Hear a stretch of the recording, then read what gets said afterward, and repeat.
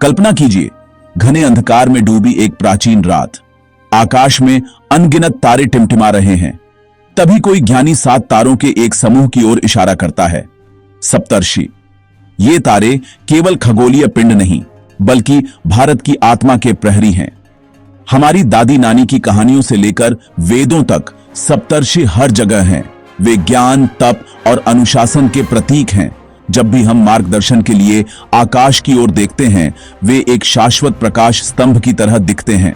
विवाह के समय वर वधू सप्तर्षियों का दर्शन करते हैं, आशीर्वाद मांगते हैं कि उनका संबंध भी इन आर्षियों की तरह अटल रहे।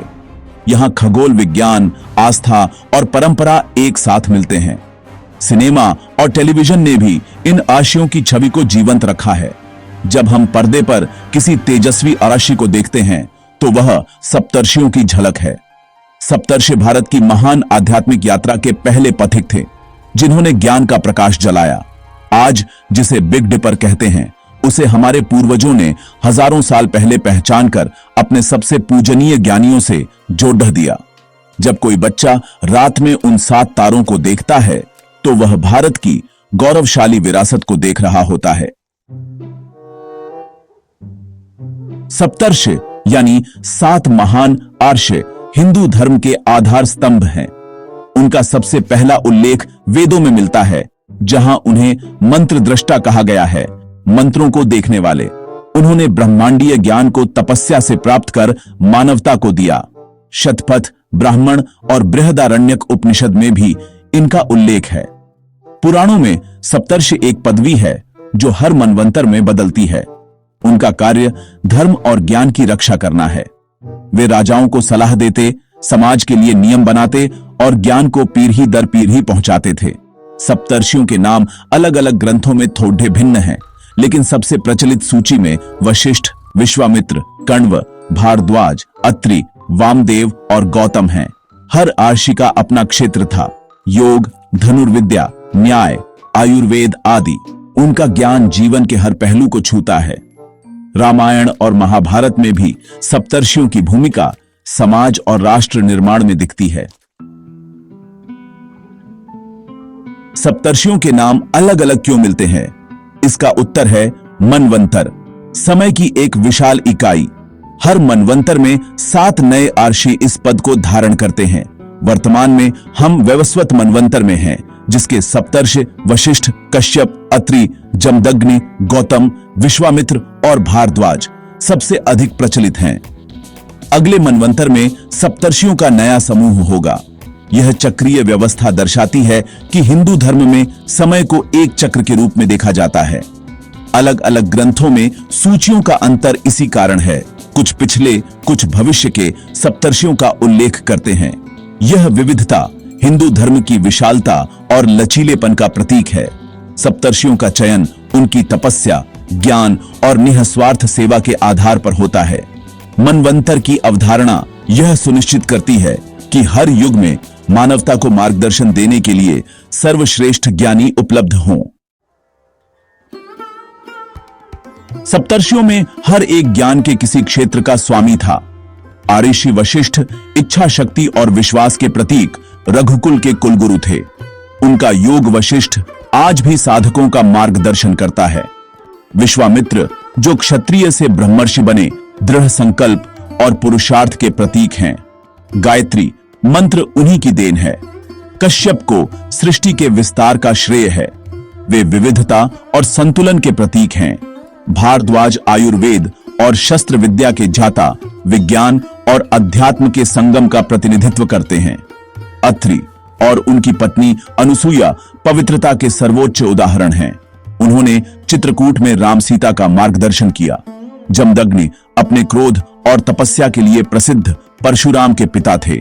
उनका जीवन संयम का संदेश देता है। गौतम न्याय शास्त्र के प्रवर्तक, न्याय सूत्र के रचयिता थे। उनकी पत्नी अहिल्या की कथा आत्मशुद्धि का प्रतीक है। ये 7 आर्षि मिलकर ज्ञान के उस स्पेक्ट्रम का निर्माण करते हैं जो जीवन के हर पहलू को प्रकाशित करता है। उनके जीवन से हमें विनम्रता, धैर्य, पुरुषार्थ, संतुलन, विज्ञान, संयम और न्याय की शिक्षा मिलती है। सप्तर्षि भारतीय संस्कृति के आदर्श और प्रेरणा स्रोत हैं। जब हम रात में उत्तर दिशा की ओर देखते हैं तो सप्तर्षि मंडल के 7 तारे दिखते हैं। भारत में इन्हें सप्तर्षि मंडल कहा जाता है। यह खगोल और अध्यात्म का संगम है। इसके 4 तारे एक करछुल के कटोरे जैसे, 3 तारे हैंडल जैसे दिखते हैं। भारतीय परंपरा में इन तारों के नाम सप्तर्षियों के नाम पर हैं। सप्तर्षि मंडल की मदद से ध्रुव तारे को खोजा जाता है, जो हमेशा उत्तर दिशा में स्थिर रहता है। यह ज्ञान प्राचीन यात्रियों के लिए जीवन रक्षक था। वशिष्ठ तारे के पास एक छोटा तारा अरुंधति है, वशिष्ठ की पत्नी। विवाह में वर वधू को इन दोनों तारों का दर्शन कराया जाता है, जो आदर्श दांपत्य का प्रतीक है। हमारे पूर्वजों ने आकाश को एक जीवित ग्रंथ की तरह पढ़ा और उससे सामाजिक जीवन के लिए प्रेरणा ली। दुनिया की कई सभ्यताओं ने इन 7 तारों को महत्व दिया, लेकिन भारत में इन्हें अद्वितीय आध्यात्मिक गहराई मिली। सप्तर्षि मंडल पृथ्वी और स्वर्ग के बीच एक पुल है, जो हमें हमारी दिव्य उत्पत्ति की याद दिलाता है। सप्तर्षियों का सबसे स्थायी प्रभाव हिंदू समाज की गोत्र परंपरा पर है। हर व्यक्ति का एक गोत्र होता है, जो उसे किसी वैदिक अर्श से जोड़ता है। गोत्र प्रणाली का मुख्य नियम एक ही गोत्र में विवाह नहीं हो सकता, आनुवंशिक बीमारियों से बचाव के लिए था। प्रारंभ में 8 मुख्य गोत्र थे, जो सप्तर्षियों और अर्षि अगस्त्य के नाम पर थे। समय के साथ नए गोत्र बने, लेकिन सभी मूल अर्षियों से जुड़ हैं। पूजा या अनुष्ठान में अपना गोत्र बताना उस अर्षि के प्रति सम्मान है। गोत्र परंपरा केवल विवाह तक सीमित नहीं, बल्कि यह सामुदायिक भावना को भी जन्म देती है। यह हमें हमारी जड़ीबूटियों से जोड़ती है और एक पहचान देती है, जो परिवार से भी बढ़ी है। सप्तर्षियों द्वारा स्थापित यह प्रणाली समाज को अनुशासित और संगठित रखती है। आज के तकनीकी युग में भी सप्तर्षियों की शिक्षाएं प्रासंगिक हैं। उनका सबसे बड़ा संदेश है अनुशासन। उन्होंने ज्ञान को निस्वार्थ भाव से साझा किया। आज के सूचना युग में वे हमें याद दिलाते हैं कि सच्चा ज्ञान सामूहिक कल्याण के लिए होना चाहिए। पर्यावरण संरक्षण में भी उनका जीवन प्रेरणा है। वे प्रकृति के साथ गहरे सामंजस्य में रहते थे।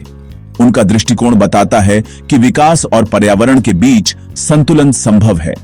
विश्वामित्र का ब्रह्मर्षि बनना दिखाता है कि प्रयास से सब कुछ संभव है।